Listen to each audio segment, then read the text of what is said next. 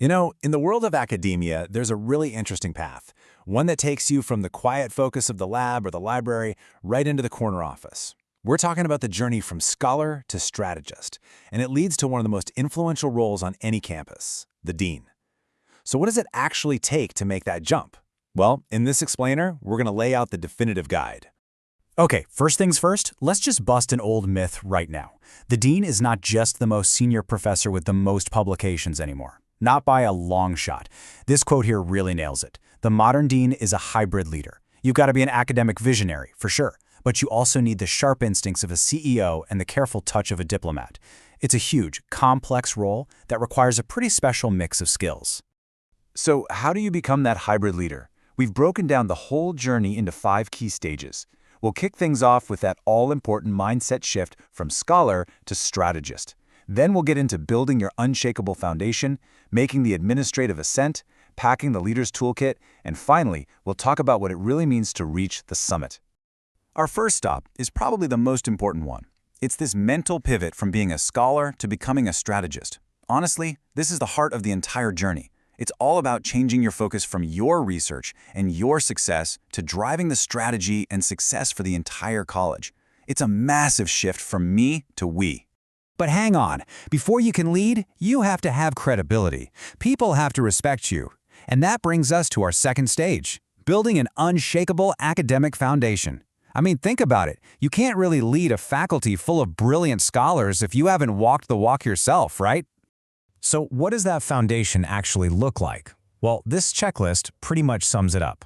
Getting your PhD? That's your ticket to the game, non-negotiable. Achieving tenure? That proves you know the system inside and out. And becoming known for your research through grants and publications, that's not just for your resume. That's how you build what we call academic capital. It's basically the currency of credibility you need to be an effective leader. Okay, once your academic reputation is rock solid, you're ready for the administrative ascent. And let's be clear, it's very, very rare for someone to just jump from being a professor straight to being a dean. It's a climb, a deliberate climb up the leadership ladder where you gain essential experience on every single rung. And this right here is a great illustration of that typical path. You usually start as a department chair. That's where you learn all the mechanics, budgets, schedules, managing faculty. From there, maybe you become an associate dean, handling a specific portfolio like research or student life. And often, as a kind of final test run, you might serve as an interim dean. Each step is really a proving ground for the next one. Now, once you're on that path and getting that administrative experience, it's time to focus on your leader's toolkit. This is where that CEO part of the job really comes into play, because you have to remember, a modern college is a complex, multi-million-dollar business, and it needs a leader with a serious business-savvy skill set. So what exactly is in that toolkit? This table breaks it down perfectly. You need financial acumen to juggle huge budgets. You have to be a fundraiser, building real relationships with donors and alumni. Strategic planning is absolutely vital, making sure your college's vision fits with the wider university's mission. And oh man, you have got to be a master of conflict resolution, constantly balancing the needs of faculty, students, staff, and upper administration. It's a real balancing act. And in today's interconnected world, that toolkit is totally incomplete without a global perspective. Universities are competing on a global stage for the best students and faculty, so a future dean has to show they can play in that arena, whether that's by leading international research projects, building study abroad programs, or just deeply understanding how your school stacks up in the global rankings. Okay, so let's say you've done it all. You've built that foundation, you've climbed the ladder, you've packed your toolkit full of all these amazing skills. You're ready. But how do you actually convince a search committee that you are the right person for their college right now? Because let me tell you, the hiring process itself is like the final boss battle. Dean searches are intense, they're high stakes, and they are very, very public.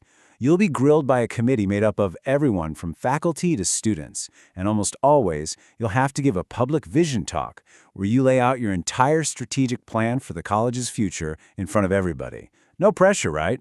And what is that committee actually looking for? Well, it often comes down to one of these two things.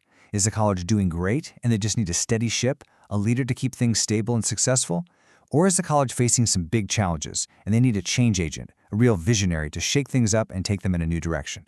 Figuring out which one they need and showing how you fit that mold is absolutely key. And that brings us to the final summit. After this long, tough climb, after navigating the entire process, what's the real reward? What's the true impact of this incredibly demanding job? I mean, why would anyone do it? This right here, this quote really captures the soul of the job. The real prize of being a dean isn't about your own personal work anymore. It's about enabling the work of hundreds of other people.